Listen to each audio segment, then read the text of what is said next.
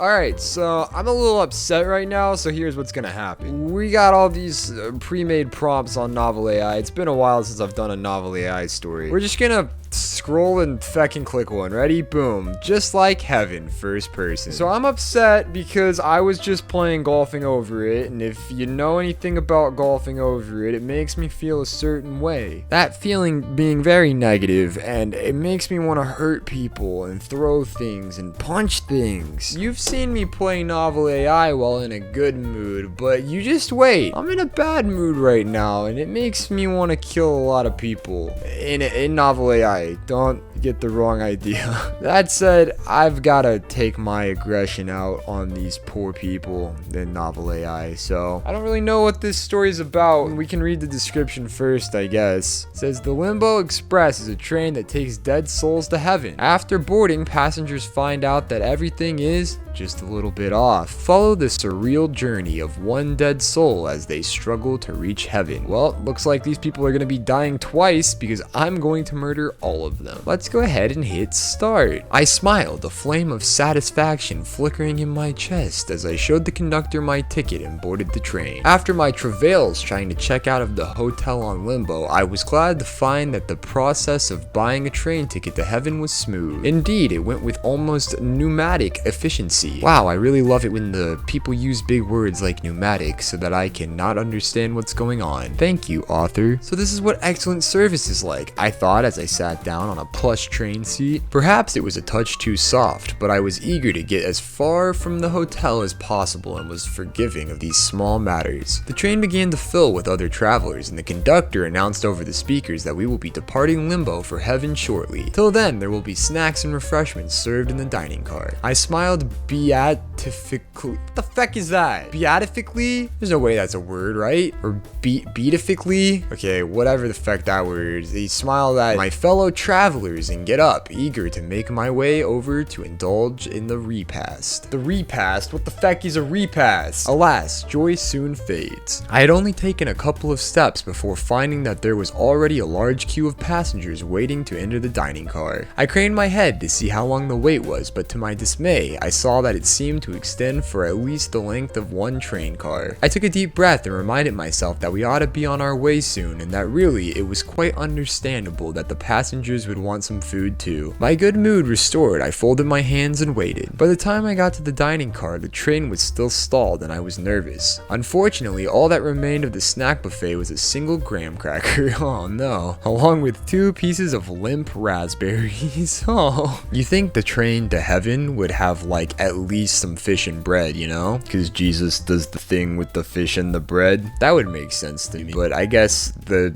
budgets and stuff. When I tried to bolster my rapidly flagging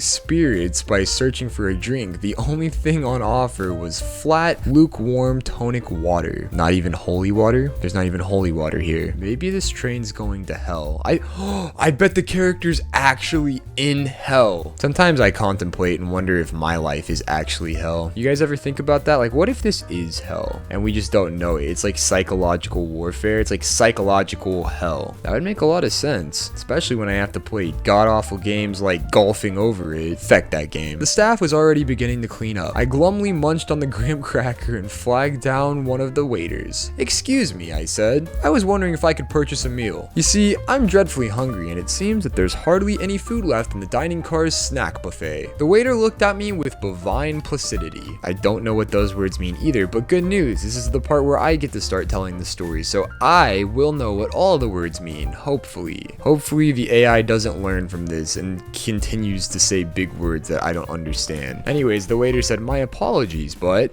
And I'm gonna add on to it. I just said, "We don't serve food to people who are prone to violence." And I'm hoping that that prompts my character to murder him. I gaped at him, my mouth full of a cracker. What? Oh, hold on. I gotta put something in my mouth to make this sound realistic. Hold on. Let me just shove this bag in my mouth. What?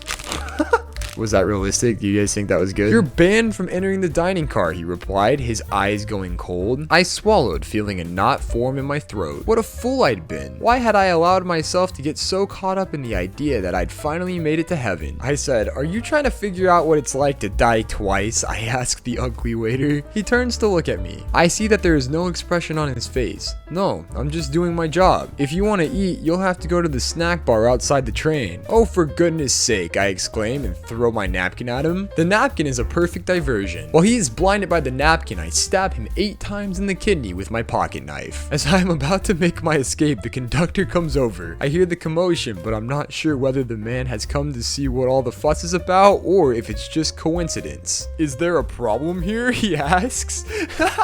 I smile and say, nothing that need concern you. I'm afraid that I have to insist that you step away from the train. I can't allow you to ride with us any further. I shrug. As I said, there's nothing to worry about. He said, don't worry about it. I throw my knife across the room. The knife hits its target, planting itself firmly in the conductor's face. Oh dear, I say. I think I've accidentally stabbed the conductor. I'm terribly sorry. The conductor stumbles backwards, blood gushing from his ruined nose.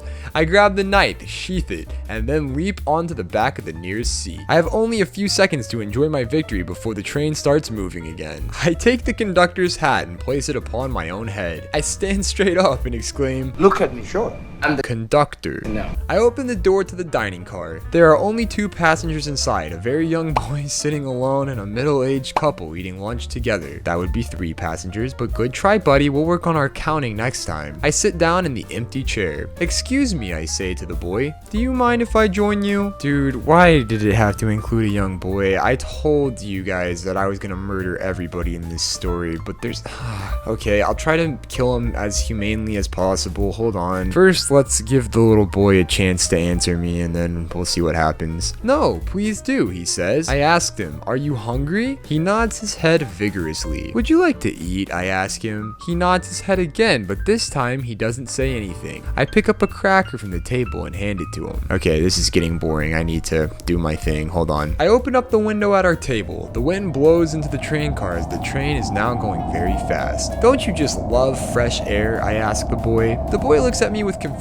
What? The breeze. It feels so good, I exclaim. You see, I was once a person, but I died a long time ago. Now I'm on the Limbo Express. Wow, thank you for explaining that to the boy. I'm sure he understood that because he's also on the train, moron. Oh my god, okay, hold on. I know you guys are waiting for me to kill him. I'm gonna do it. Just, I don't like having to kill young people like this. Please ignore the children choir one from a long time ago, okay? He said he didn't murder anyone, but the children's choir at the reunion begs to differ.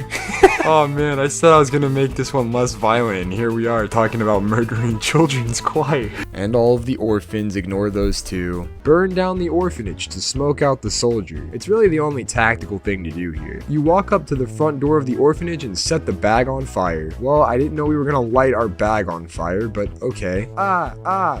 You scream before rolling around on the ground as the flames engulf the building. Okay, maybe I do enjoy this, okay? I'm sorry, I'm not a monster, I promise. Maybe a little bit. And now, a compilation of several times Ryan has murdered children. Yusa's foot slips and she falls on her little face. Instantly, a firing squad emerges from the crowd and executes her on the spot. It's like dancing around the fact that I keep saying I want to kill my own sister. It knows damn well that that's not a thing any human should want to do, and it's trying to like distract me with other things, but I'm a very focused person right now, so I'm gonna say for the 3rd time, kill Lucy. You press your hands against her neck, shutting your eyes. As you begin to squeeze her neck, her pulse weakens. You squeeze, and for a second, her body twitches slightly before she goes still forever. So I think first act as Dictator Yoda is going to be to kill the unemployed people because we don't have room for freeloaders. Yes, that does include babies, but, hear me out. You don't seem to understand the meaning of fresh air. Here, let me show you, I say. I grab the young boy and toss his tiny body out of the window.